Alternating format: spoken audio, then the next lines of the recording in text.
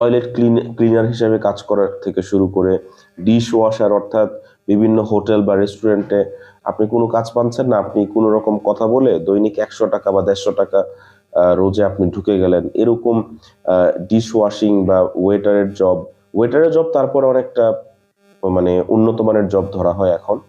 তারপরে আপনার মনে করেন একদম একটা এটাকে কি বলে, ওই যে যারা রান্না করেন তাদের সহকারী হিসেবে কাজ করার জন্য আপনাকে নিয়োগ দেওয়া হলো, সেই কাজ করার জন্য আপনার সেই মানসিকতা থাকা, এই যে যাবতীয় যে মানসিকতাগুলো আছে এগুলো যদি আপনার থাকে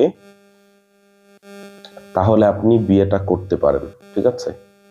অন্যথায় আপনি যদি এই বিষয়গুলোর সাথে আপনি যদি মানে মানায় নিতে না পারেন এবং আপনার সেগুলো মেনে নেওয়ার মতো মানসিকতা যদি আপনার না থাকে, তাহলে দয়া করে আপনি বিয়ে করেন না। আপনি হচ্ছেন বড় বিপদে পড়বেন। মানে আপনার ওয়াইফের যে প্রয়োজনগুলো আছে সেই প্রয়োজনগুলো আপনার মেটাইতে পারতে হবে, সেই প্রয়োজনগুলো আপনাকে বহন করতে পারতে হবে, ঠিক আছে। ধরেন আপনার ওয়াইফের এখন অবশ্যই সেটা নেসেসারি প্রয়োজন, যেটা আসলে প্রয়োজন হিসেবে গণ্য, যেটা প্রয়োজনের বাইরে না। তখন আপনার এখন ধরেন আপনার ওয়াইফের একটা আইসক্রিম খাইতে মন চাইলো যেটার দাম 30 টাকা। এখন এই 30 টাকা আইসক্রিম দেয়া কিন্তু আপনার জন্য জরুরি না, কিন্তু সে ক্ষুধার্ত, সে বলল যে আমাকে 2টা পুরি বা সিঙ্গারা এনে খাওয়াও।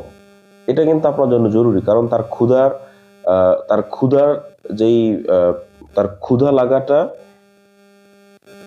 নিবারণের জন্য, তার ক্ষুধাটা নিবারণের জন্য যেই টাকাটা, সেই টাকাটা আপনার কাছে থাকা উচিত, ঠিক আছে।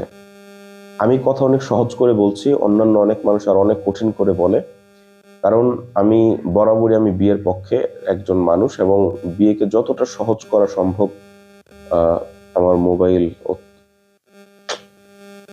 বুঝতেছি না, আচ্ছা যাই হোক, এটা কি মানে হঠাৎ করে অনেক বেশি হয়ে গেল।